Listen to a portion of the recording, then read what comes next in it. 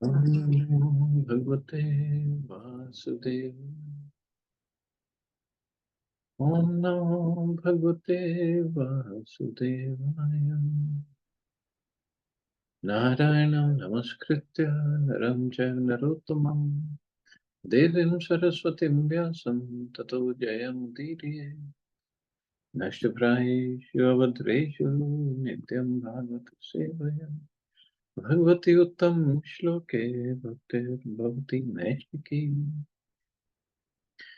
So continuing with the discussion on Srila Prabhupada Lilamrita by Satsvarup Das Goswami, Volume 2, Planting the Seed, New York City, 1965 to 1966, Chapter 18, Breaking Ground. So Prabhupada had that lawyer come in, Richard Goldsmith, and he explained to everybody, so they are signing the trust deed. All that they knew was, okay, Swamiji wanted this society to be registered so he can preach or he can collect donations. That's all they knew. They didn't know anything. What was the vision of Prabhupada? But in that trust deed or in the league paper, Prabhupada had 7 purposes of International Society for Krishna Consciousness mentioned. So those 7 purposes are: first, to systematically propagate spiritual knowledge to society at large, and to educate all peoples in the techniques of spiritual life in order to check the imbalance of values in life and to achieve real unity and peace in the world. Wow. That in itself is complete. I mean, to systematically propagate, systematically. It's not like haphazardly. Just like in Hindu religion, it has become a hodgepodge. Everybody says whatever they like. Like Dhanteras also, we were discussing. People should know the truth. It's not just for commercial angle that we celebrate Dhanteras. They should know the truth. And it is only possible if we have the right knowledge. To systematically propagate spiritual knowledge to society at large, to everybody. It's not a sectarian teachings or sectarian religion. It's for everybody. And to educate all peoples in the techniques of spiritual life. Educate all people in the techniques of spiritual life. How they can make progress. In order to do what? In order to check the imbalance of values in life. So everybody has some values in life, but they don't know exactly. I mean, some say my family is the topmost, and I need to work for my family, for my country, for my community, for my society, for my wherever I live. One just has to know properly, then apply it in their life. And then finally, to achieve real unity and peace in the world. This is the only way, actually. If everybody is working in their own way for their own goals or whatever they think is a perfect thing, then where is the question of peace and unity?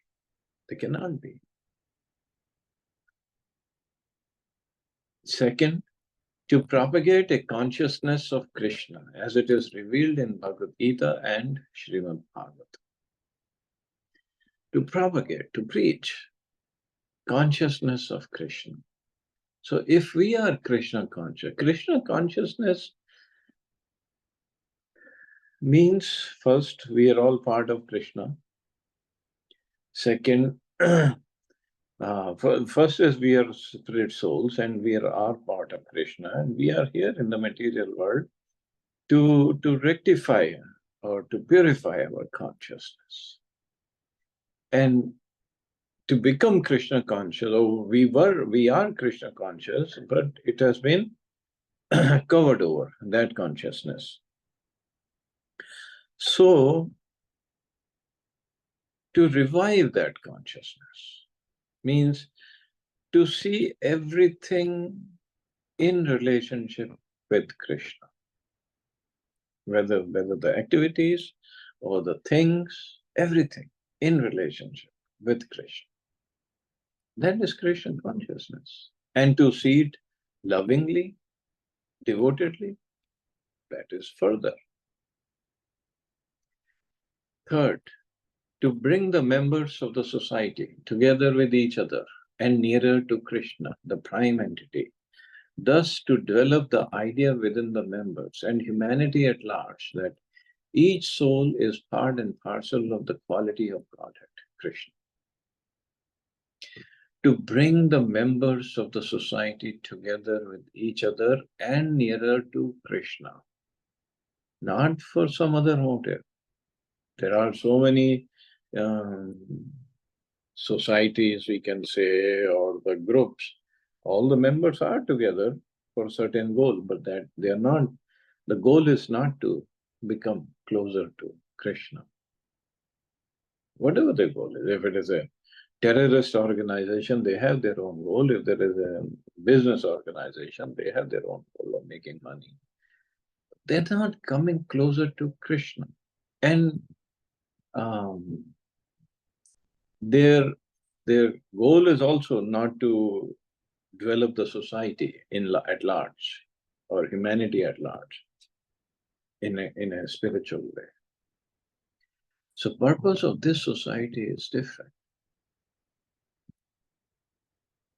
And then fourth, to teach and encourage the Sankirtan movement, congregational chanting of the holy name of God, as revealed in the teachings of Lord Chaitanya Mahaprabhu. So without Sankirtan movement, we cannot further go because Sankirtan movement that is what Mahaprabhu wanted. So this is one of the goals of one of the purposes of ISKCON. To erect for the members and for society at large a holy place of transcendental pastimes dedicated to the personality of Krishna. So to erect for the members and for society at large a holy place of transcendental pastimes. So when Prabhupada says a holy place of transcendental pastimes, so does it only mean only in Vrindavan he's going to make something? No. Prabhupada made all over the world, open temples all over the world. And those temples, Prabhupada said, they are embassies of spiritual world.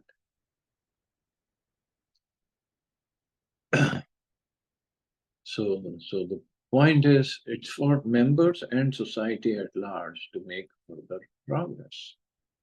Sixth is to bring the members close together for the purpose of teaching a simpler and more natural way of life. Simple living and high thinking. But for that purpose, Prabhupada started farm communities. So very, very simple way of living.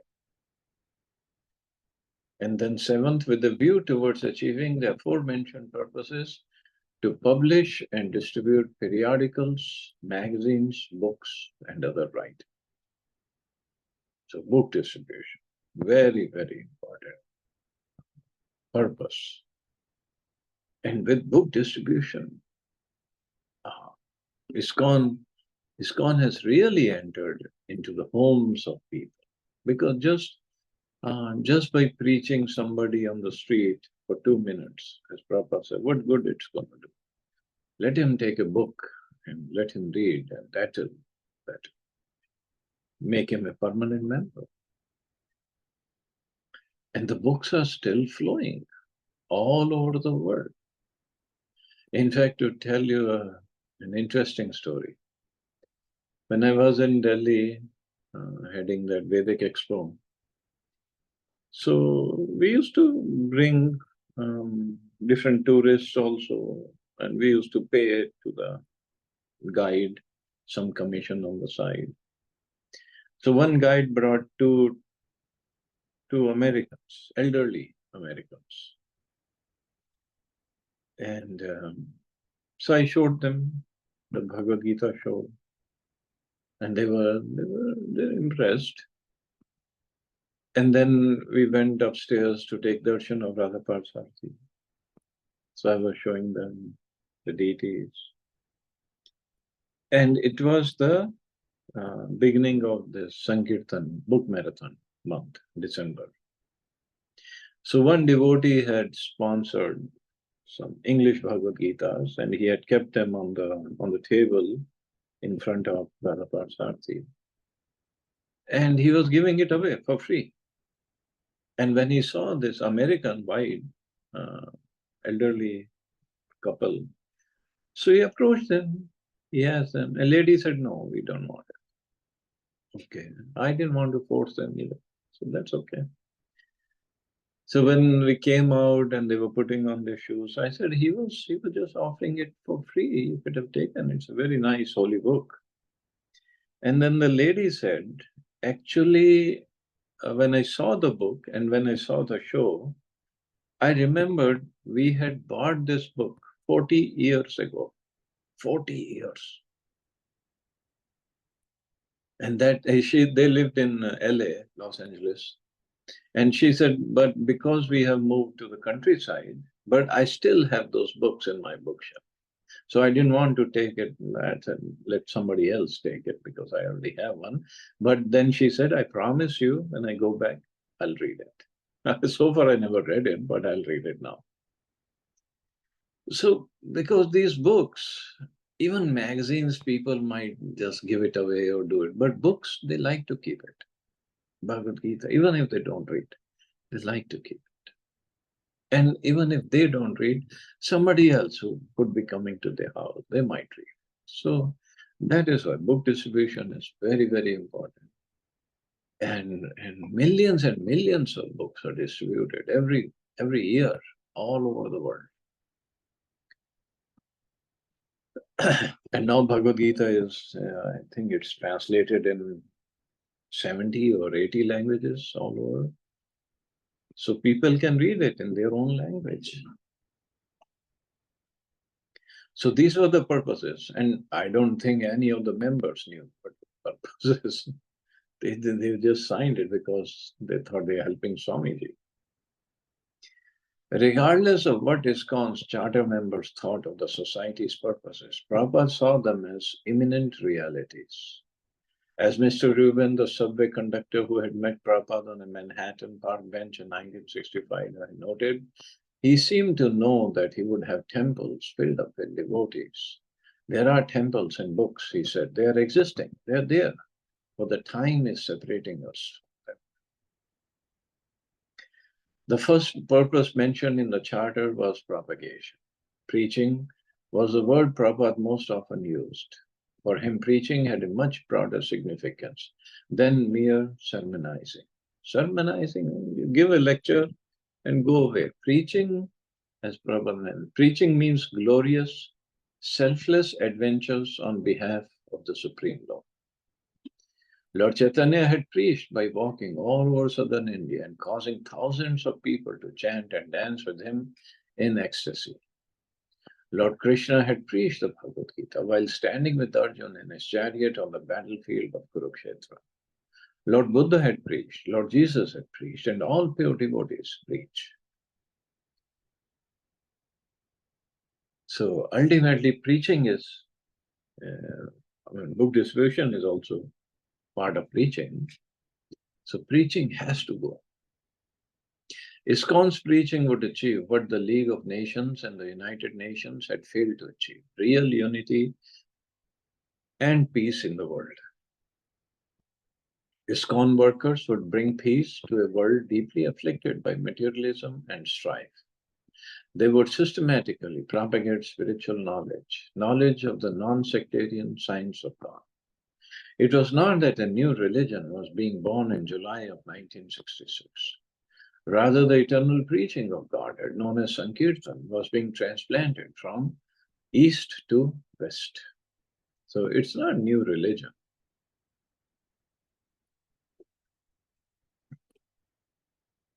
See, the essence is the same. It's how Mahaprabhu established it as Sankirtan, because Sankirtan is the process for Kali Yuga. So by Sankirtan, it's the same teachings, eternal teachings, timeless teachings of Vedas being propagated here. That's all. And now Prabhupada brought it from India to America. Same teachings, same everything, just different way of learning. The society's members would join together, and by hearing the teachings of Bhagavad Gita and Srimad Bhagavatam, and by chanting the Hare Krishna mantra, they would come to realize that each was a spirit soul, eternally related to Krishna, the Supreme Personality of Godhead. They would then preach this to humanity at large, especially through Sankirtan, the chanting of the holy name of God. ISKCON would also erect a holy place of transcendental pastimes dedicated to the personality of Krishna. Was this something beyond the storefront? Yes, certainly. He never thought small. He seemed to know that he would have temples filled up with devotees. He wanted ISKCON to demonstrate a simple, more natural way of life. Such a life, Prabhupada thought of the villages of India where people lived just as Krishna had lived, was most conducive to developing Krishna consciousness. Yes, simple, more natural way of living is very, very conducive because you don't need much to live, first of all. And a simple life dedicated to just devotion and service is not a whole lot one needs actually. Living in big cities, we have increased our demands, our desires. And then obviously we have to work very, very hard every day to meet those desires. But whether one needs all this doesn't make sense actually. And all 6 of these purposes would be achieved by the 7th. ISKCON would publish and distribute literature. This was a special instruction Srila Bhaktisiddhanta Saraswati had given to Srila Prabhupada. He had specifically told him one day in 1932 at Radhakund in Vrindavan, if we ever get any money, publish books. Certainly none of the signers saw any immediate shape to the Swami's dream. Yet these 7 purposes were not simply theistic rhetoric invented to convince a few New York State government officials. Prabhupada meant to enact every item in the chart. Of course, he was now working in extremely limited circumstances. The principal place of worship, located at 26 Second Avenue in the city, county, and state of New York, was the sole headquarters for the International Society for Krishna Consciousness. Yet Prabhupada insisted that he was not living at 26 Second Avenue, New York City. His vision was transcendental. His Guru Maharaj had gone out from the traditional holy places of spiritual meditation to preach in cities like Calcutta, Bombay, and Delhi. And yet Prabhupada would say that his spiritual master had not really been living in any of those cities, but was always in Vaikuntha, the spiritual world, because of his absorption in devotional service. So this is what also he wanted to give to his followers, no matter where you live, New York or Moscow or San Francisco, or anywhere else. If we are connected with Krishna through devotional service, then we are in Vrindavan. There's no difference. Of course, when we go to Vrindavan, to visit Vrindavan and see Brajvasi, do some service there, the effect of Dham is always there. Definitely it is there. But the idea that Prabhupada had to preach in these big cities, and then you're always in Vaikuntha. Similarly, the place of worship, 26 Second Avenue, was not a New York storefront, a former curiosity shop. The storefront and the apartment had been spiritualized and were now a transcendental haven. Society at large could come here. The whole world could take shelter here, regardless of race or religion. Plain, small, and impoverished as it was, Prabhupada regarded the storefront as a holy place of transcendental pastimes, dedicated to the personality of Krishna. It was a world headquarters, a publishing house, a sacred place of pilgrimage, and a center from which an army of devotees could issue forth and chant the holy names of God in all the streets in the world. This was Prabhupada's vision. The entire universe could receive Krishna consciousness from the International Society for Krishna Consciousness, which was beginning here. And such a small storefront in the shop. And from here, Prabhupada is starting. International Society. And his charter is amazing, but the members, they didn't know exactly what was going on. But somehow, what Prabhupada said was, you were sent by my Guru Maharaj. So maybe Bhakti Siddhanta Maharaj arranged, or maybe Krishna arranged for them to come along and start the movement.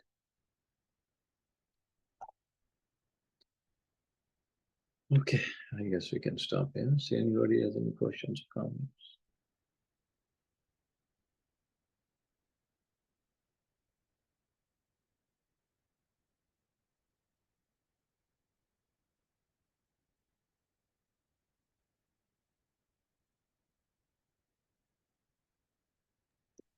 Okay, you all have a safe and wonderful day. Hare Krishna. Jai Srila Prabhupada.